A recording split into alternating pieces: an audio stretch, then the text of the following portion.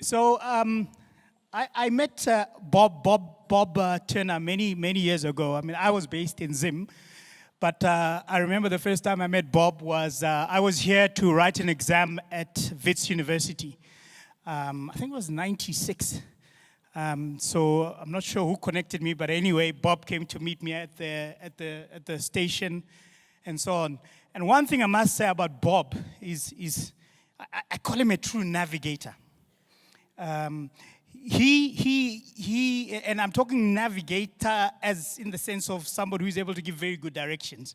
Because one time I had to go and pick up a car in Durban, and then I had to drive all the way back and get here in the evening, and Bob gave me very precise directions, and I didn't get lost at all. Got right to the house. Absolutely perfect. So if those who know Bob, he's a man of simplicity. And always been very good at giving very simple illustrations. But one way I saw this happen, I was in Kenya for one of these country leaders meetings. And we had a zonal meeting. And so in our zonal meeting, we were asked a question, can you share your strategies? So what is your country strategy and so on? And so I remember Bob being asked the question, so Bob, what's the strategy for South Africa? Bob says, every time I kind of plan something here, God does something elsewhere. And when I try and do this, God does it. So you know what? I don't have a strategy. I just wait to see what God is doing, and then I follow through on it. So ladies and gentlemen, Bob Turner, thank you. Okay, it's really a special privilege for us to be here. Been looking forward to it. We have 30-something years ago, we started this journey here in South Africa. And so it's a privilege. We've been awestruck. One of the things we had to do as we prepared for this was to think about what happened during these years. And I started going down. This happened, and this happened, and this happened, and this happened. And what happens is I came up with the thought, that's amazing. That is the plan. If you could look at the plan that Bob Turner had for this whole ministry in South Africa after the fact and looked at all the things that fall into place, you would say I'm an absolute genius. But I didn't have the slightest idea what was going on during that time. God is the one who is working and unfolding his beautiful plan that ends up with all of you sitting here today.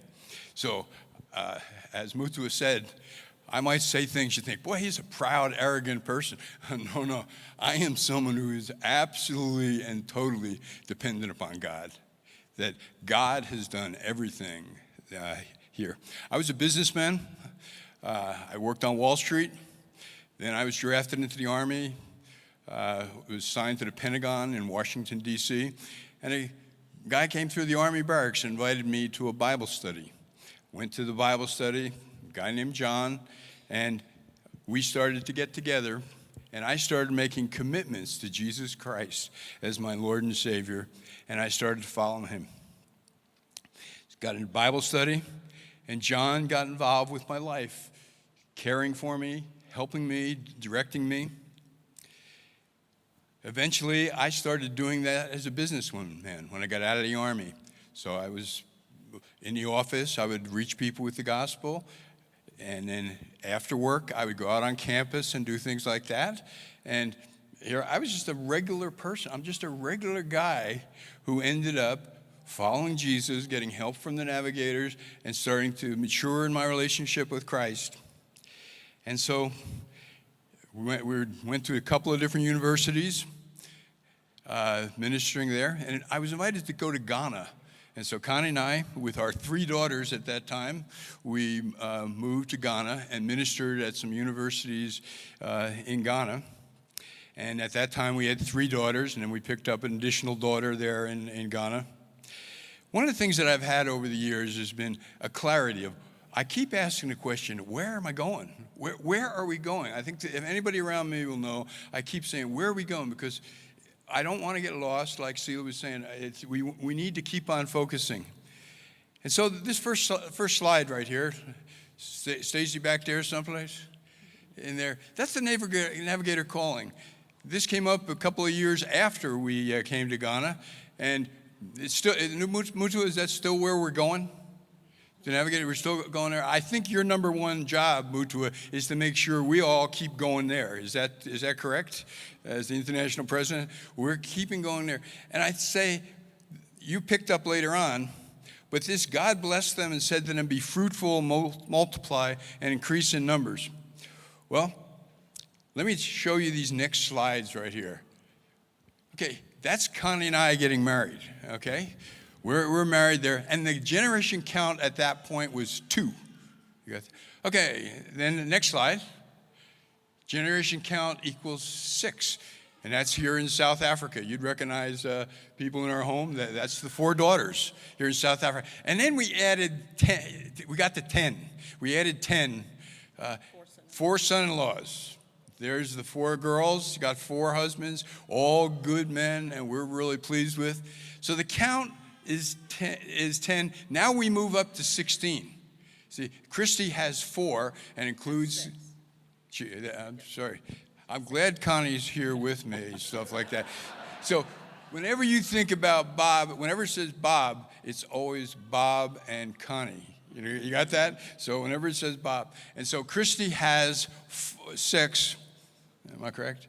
And including Caden and McKenna, and they're the oldest. And then the next slide, then Marcy has 4, and now the count is 20. When we add the whole family up there, the generations, we get to 20 there, including James, who from Ghana. He was adopted from as baby from an orphanage in Ghana. So now we're up to 20. Next, we move on to Carrie, and Carrie has 2. And now we're up to 22. And next, we move on to Lori, and Lori has 3, including a set of twins. So the generation count is 25. So you get this generation thing. 2 of us, Connie and I, ended up with a generation count of 25. See, that's generations for you over a period of years. You know, that verse, when God says, be fruitful and multiply, Connie and I have done our part. You know, there's and so we do that physically, and then we also do it spiritually. And so that call statement is Navigators are talking about generation. This conference is talking about generations. And so we're going to tell you about the history of the Navigators. How did this whole thing come about? And I know Mark Lewis is sitting right there. Mark was the country leader for Zimbabwe.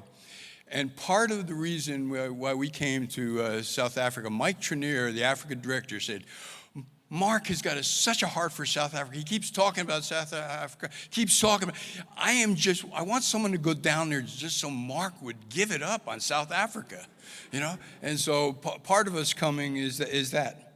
Well, in 1987, probably Bruce and Mutua might have been at this meeting, a Navigator Countries leaders meeting.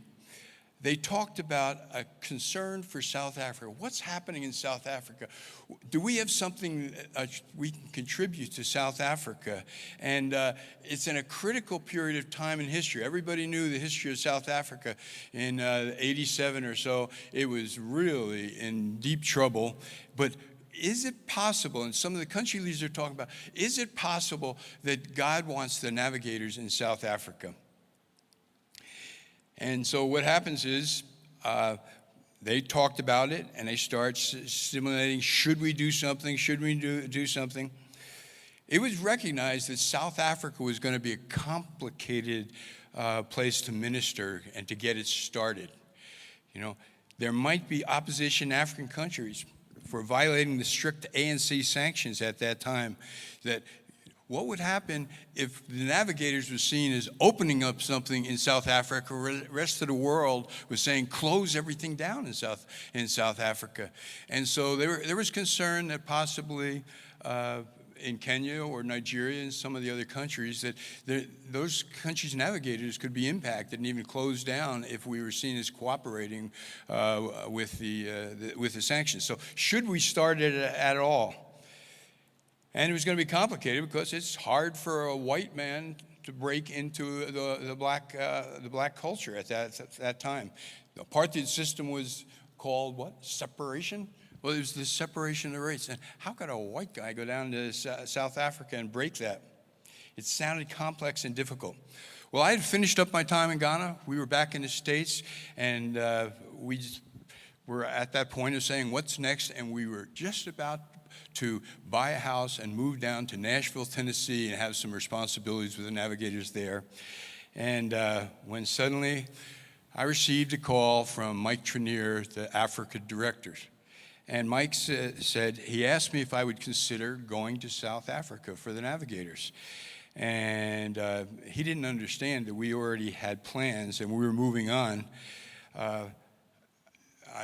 I said, well, no, we're really heading in a direction now. And he said, well, what about just taking a survey trip? Just go down there and take a look at what's happening there. Maybe you can help us know whether we should go in there, when we can go in there. And so Connie and I said, well, okay, just a survey trip, that's all. All we're going to do is just take a trip down here for the Navigators and help them to see what was going on in South Africa. So he asked me to take the trip. Before I left for the trip, I assured Connie that I was just taking a survey trip for Mike. I was pretty sure that we would buy a house near her parents when I returned from the trip, and Connie was quite confident and happy with this plan. My survey trip. I came here and I traveled with Charlie Sullivan, who was a missionary up in Zimbabwe. Here's how you do this. I had a list of names of people who knew somebody in South Africa that was a Christian. That's it. You just have this page of names, this person, this person, this person. You have to find their number, and then you'd have to call them and see if they would get together with you or whether they've ever heard of the Navigators. That's what it was like to get off the airplane in South Africa. We didn't know a single person in South Africa. And so the first number on my list was a guy named Pete DeBeer, who is one of the leaders of Campus Crusade, and I called him up and said, we're with the Navigators, we're considering coming to South Africa. He said, well, come to my house for dinner. He said, we love the Navigators. I didn't know anybody knew about the Navigators. He said, my wife was discipled by the Navigators. Wow, and the first call. And so we went to his house for dinner. And then what Pete did, he and his wife said, come with us. And we drove with him to a woman's house. Woman, I forget, 75, 80 years old.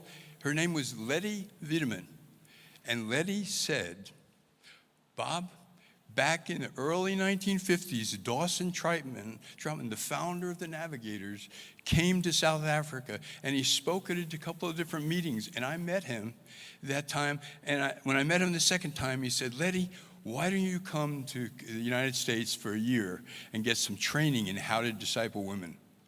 Now, I'm sitting in this woman's living room. I'd only been off the airplane a matter of 2 hours, and I'm sitting a woman who had been trained by the Navigators to disciple. She said, I've been discipling women, including this man's wife, for all these years. And then she said something. She said, and Bob, I've been praying for 25 years that God would send a navigator here, and I'm sure you're the man. And so it's a little uncomfortable because she didn't know that we had no plans on coming to South Africa because we were buying a house near her parents in Kentucky.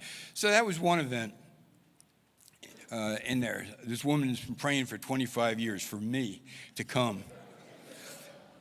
Next on our list was a young Canadian couple who'd been involved with the Navigators in London, Ontario. Bernie had come to South Africa for a 2-year assignment with the Chamber of Mines. So Bernie and Nancy came to South Africa with 2 years. Now, Bernie was not full-time with the Navigators. He was just an engineer. That's what his job was, an engineer. But he had been involved on campus in Canada. And when he came here, he got involved on campus at Wits. He got involved some with Campus Crusade, and started doing what he knew to do from his years with the Navigators in Canada.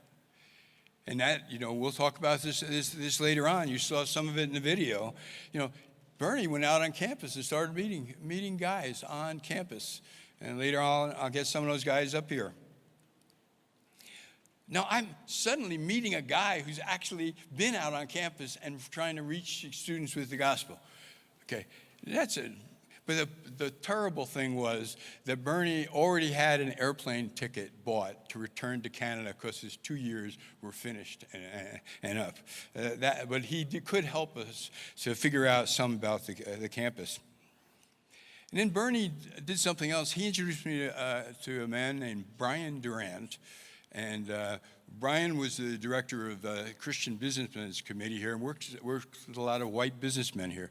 When I met with Brian, Brian said, I'm in charge of CBMC. I'm supposed to be discipling men, but I don't know how to do it. Could you come and help me to figure out how to disciple white businessmen? And so I said, yeah. And then, I took a risk and said, one of the things I would need to come to South Africa, it would be a work permit. I would have to have somebody, an organization, a company, give me a work permit to allow me to come into South Africa. And he said, I could probably work that out. And so that's where we were with Brian. And so what happens is, the next thing that happened, I met with Bernie again. This Bernie Marshall and Nancy, went out to dinner with them 2 days before we were leaving. And Bernie said, now, this is emotional to me. Bernie said, if you will come, we will cancel all plans. We will stay to help the Navigator ministry get started. Can you imagine? Now we've got a team. You got a team of people to start the Navigator ministry in there. So now it's pretty hard now at this point. I wasn't planning on coming to South Africa. I didn't want to come to South Africa. I was very content with that plan. But things were starting to build up. Things like Letty'd been praying for 25 years. Bernie would stay and help the Navigator ministry to get started. The other thing was that Brian contacted me and said the board of directors of CBMC approved you coming as a consultant to us, and we'll get you the work permit. A couple of coincidences in there. Do you get that? It causes you to think that maybe God does want us to come here. But then I had another problem sitting back in the States. So on my return to the States, I started thinking about how I was going to break the news to Connie. It's kind of like, tell her that God wanted our family to move to this complicated and troubled country of South Africa and far, far away from her family. So when I returned to the States, I called Connie from New York City and told her, she asked me the question. I'll have Connie come up and give her response to this. She asked, how did the trip go? Right? So how did the trip go? And I said, it was very interesting. Well, okay, so I get to tell my side of the story now. Yeah.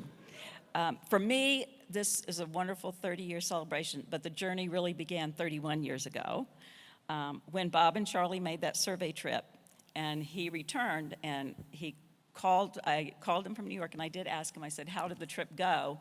And he says, it was very interesting. And it's like I could hear the exclamation mark at the end. And he always says, I said, oh no, we're going. And it wasn't so much, wasn't a disappointment. It was more of, we're just going to enter this new phase of unknowns. And I don't know about you, but I really like the word settled. Like it's kind of really close to peace and rest and, having a place. And we had been in transition, for a long time. And all of us in our lives, we make decisions that require us to leave the familiar and the comfortable and the safe and to go into unknown territory. And so for me, one of those moments was following God to Africa. And then when we had returned from Ghana, we were in a waiting period of time to find out what was next. And during that period of time, besides kind of making the decision of where, we were in transition. We had these 4 little girls and only 1 carload of possessions at that point. And we started out, in fact, in the little gatehouse at the entrance to Glen Eyrie, which is the Navigator headquarters. And we lived there for a month. And then we moved into someone's house who was going to be away for a couple weeks. And then we packed up again and moved to someone else's house. And God provided really well for us in the midst of the transition. But I began struggling with this kind of, I call it unsettledness, and living in upheaval with the 4 young children. If I could just be settled, life would be better, right? But as circumstances unfolded and it appeared we were going to Tennessee, that sounded good. And my mind began to settle in Tennessee. But right at that time, Bob took his trip to South Africa. And so as he was preparing for his trip, like he said, so we're 95% sure we're just going to be here, right? And but upon his return, of course, that wasn't the case. And my immediate thought was, there's lots more unsettledness ahead. Now, we had already had a very positive experience in Ghana, but this would be new and would have different challenges and adjustments for our family. We had already moved across the ocean once that year, so, to move again is a lot. How would the girls adjust? And to be honest, I didn't really know a lot about South Africa. So I began to pursue the Lord, and I asked him to show me. You've got to show me too. I mean, he saw all that wonderful stuff. Now show me through your word. And he did show me some great verses.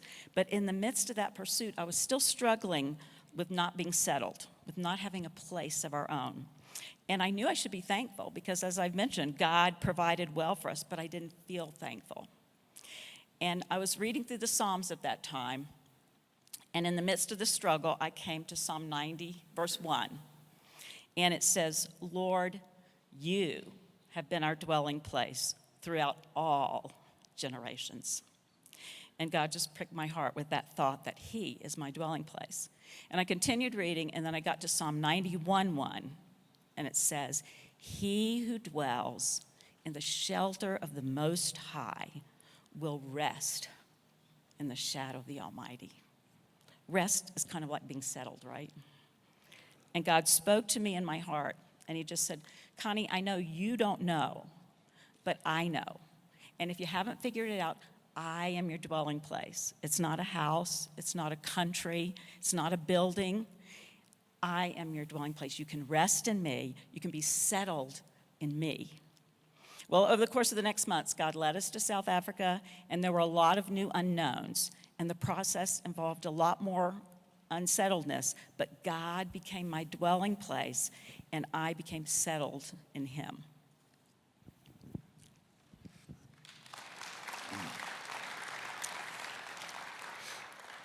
So Connie arrived with her 4 daughters January 1988 for this adventure of a lifetime. We moved into Pam and Brian's house. Pam, where are you? You're back there someplace. She's raising her hand. That's Pam. She was married to Brian Durant. He's the CBMC director at the time. Brian has gone to be with the Lord now and had a tremendous ministry. So what was it like moving into their house? So we moved in with Brian and Pam. They had 3 young daughters. We had 4 young daughters. So there were four adults and 7 girls, 10 and under. And we stayed in their back room, and there was a little camper in the backyard for some of the girls. And it was wonderful. And although I had never met them at all, they, of course, obviously became our friends over the years, those first years of our time here. And we were... Some of my memories of the first days were that we were very jet-lagged, very overwhelmed, and very overstimulated. But we did immediately begin searching for a house to rent because school had started the day we arrived, and we wanted to get the girls settled. And of course, as you guessed it, I wanted to be settled. So we were doing things. On our first Sunday here, we went with Pam and Brian to their church. And so we'd been here about 4 days. And it was in a big old house on a nice big property, maybe 100 people. And I sat in the very back row. My chair was actually against the wall. And I had my 2-year-old on my lap because she would not be separated from me again. And we were all a little bit jet lagged. And it was very nice. There was music and there were announcements. And when it came time for the pastor, he walked out of the room behind me and just walked straight down the aisle. And he got to the front. He, without saying any words, he just opened his Bible, and this is what he read. He who dwells in the shelter of the Most High will rest in the shadow of the Almighty. God was here. He was here before us. He was here with us. He's been here after us, obviously. And he said, I know, just take the next step of faith and rest and trust in me. And he said, and remember, Connie, after I provide a house for you, I'm still your dwelling place. I'm still your settledness. And I'm your future. And let me handle the unknowns. In that vein, just in this last year, I came across this Isaiah 42:16 and 17 in the Message paraphrase, and it goes like this. And it's God speaking to us, and he says, but I'll take the hand of those who don't know the way, who can't see where they're going. I'll be a personal guide to them, directing them through unknown country. I'll be right there to show them what roads to take, make sure they don't fall into a ditch. There are things I'll be doing for them, sticking with them, not leaving them for a moment. And that's really been our South African story. It's of God showing us the way, sticking with us, and never leaving us for a moment.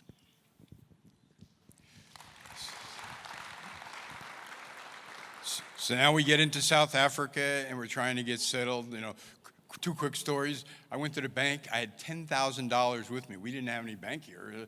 I brought $10,000 in cash to buy a house, to put down payment on renting a house. And I went to the bank, opened up the account, gave them the $10,000, and they gave me the receipt. So I had the receipt.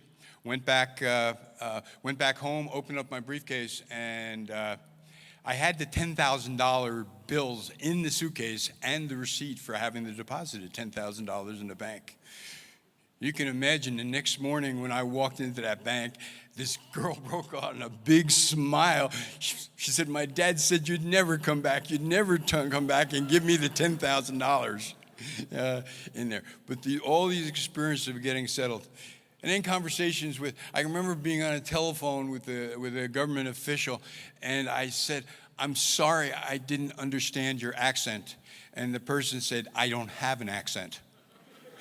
and I said, you're right, I'm in your country. I have an accent, not you. So we got started here. Bernie had already been here now for 2 years. In South Africa, and he knew some of the guys in the video there, Tebby and Ephraim and Manfred, that he's there as an engineer, and yet he's using his free times to be out on campus with them and meeting students. And Bernie and I started to think and plan, what do we do?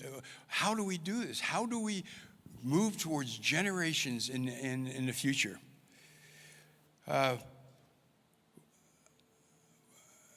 One of the things that's helpful is we have clear direction. We know where we're going. Because of that call statement that I put up there earlier, and I've written, you can put up the next slide there, Stacy. Stacy's my partner back there in the back. This is Bernie and Nancy at that time, near the start. Started there. And that's, you can hold that slide right there. That is about 3 weeks ago. Connie and I were taking a trip up, and we went past their house, and we stopped and had dinner with them in there. So that's Bernie and Nancy, 30 years later from that time. And so Bernie was the foundation. We didn't know. When the Navigators decided to come here, we didn't know Bernie was already here and getting the ministry started. And we developed, let me do the next slide there, Stace. This is one, I took my notes. I went back to my notes in 1980 that Bernie and I decided, okay, Bernie, what are we going to do? You know, where are we going? See, that's a critical question when you're starting out is, where are we going? And take a read of that one right there. In 1988, to develop the first generation of laborers and leaders who have the heart, the vision, and skill and godly character to develop multiplying laborers, more generations. Isn't that what we're talking about today? And in a little while, I'll call the guys up to that original generation. I'll call them up on the stage because God has done what we prayed for him to do in there. So it's just, to us, it's amazing. God said he'd do it. We worked with people here, and the result is that God did it, and we're here today because of that. Give me the next slide there. Okay, this one right here, you got to understand the way I operate. This right here is who I am and what I see the ministry as being. It's not just leading people to Christ. It's not just helping people to grow as new Christians. It's not just helping people to become committed to disciples. It's not just helping them to become skilled laborers who can do the 1, 2, 3 above, but it's helping them to raise up more generations who can do 1, 2, 3, 4. I think this is one of the uniquenesses of the Navigators. We are looking for the next generation. We're looking for more. Just as God said, be fruitful and multiply and fill the earth. He wanted more. And that's what we're talking about today in the subject of generations. Here's a list. I'm just going to fire it.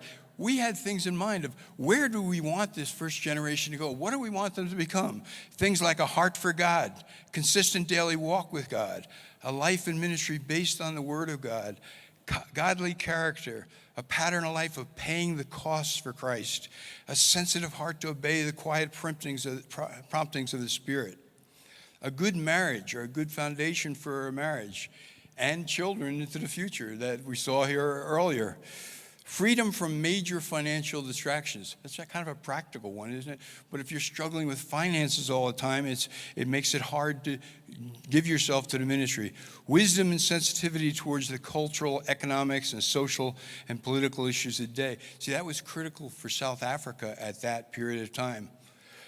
A heart for people, strong relationship skills, recognized leadership skills, a vision and commitment to do this ministry of evangelism, establishing equipment, and able to do it. See, this is where we were heading. We're heading towards this place. We're praying, God, we need more. We need more disciples, more laborers in South Africa, and that's what we're praying that God would do.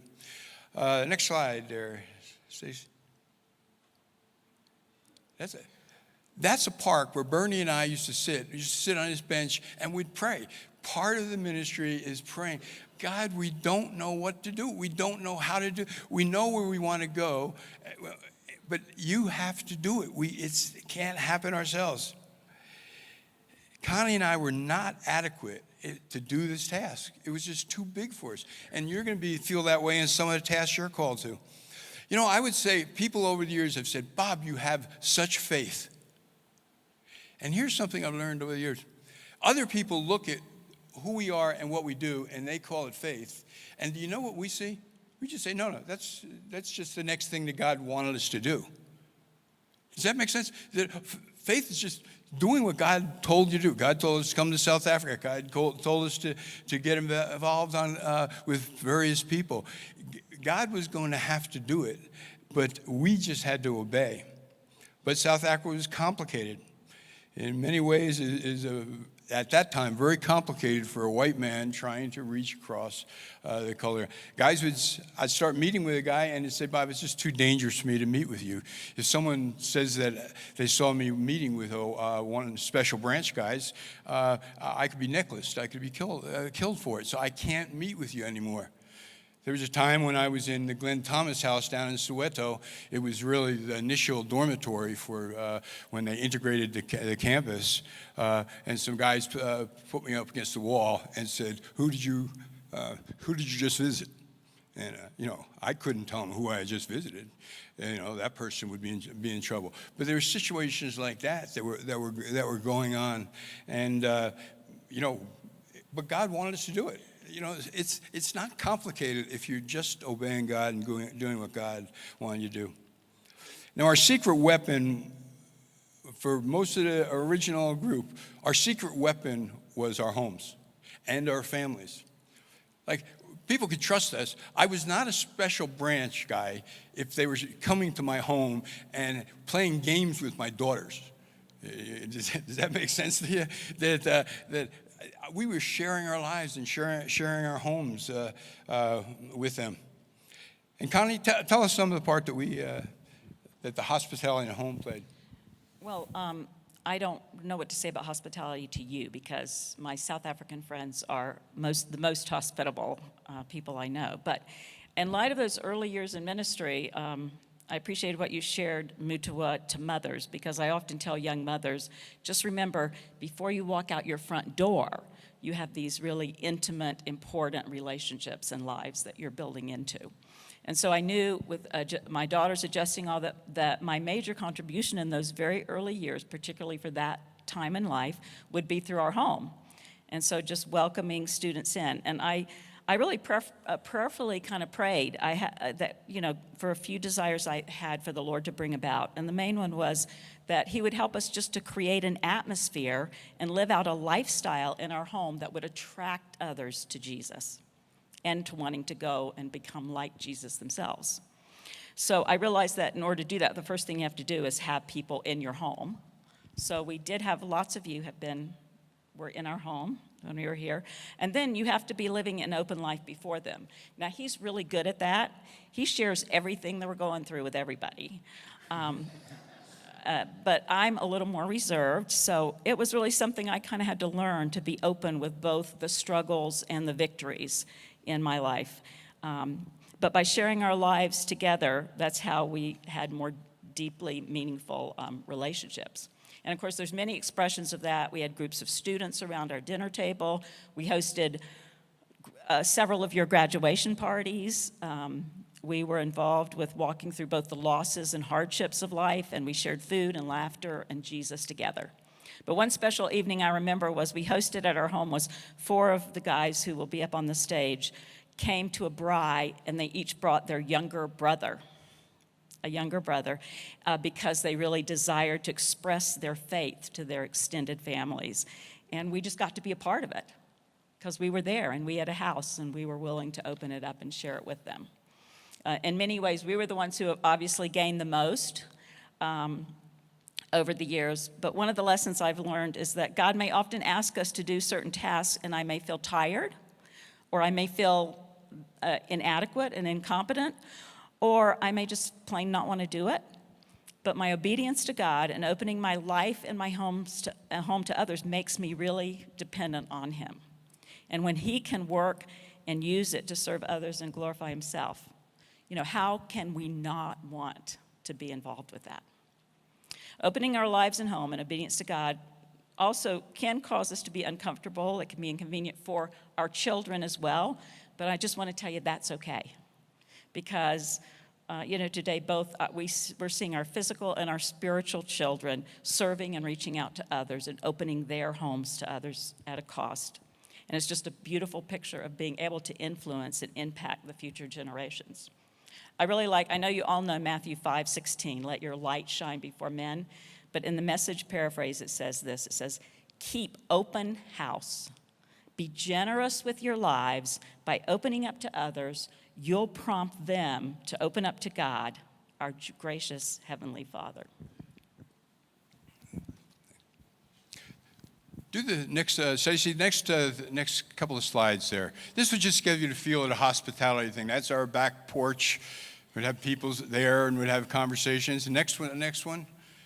There's the girls serving there. I think many of you all had food, and the girls are often the ones serving. And that's our table. I mean, that's exactly the same dining room table we now have in the States. And we often tell people about the others that have sat at that table.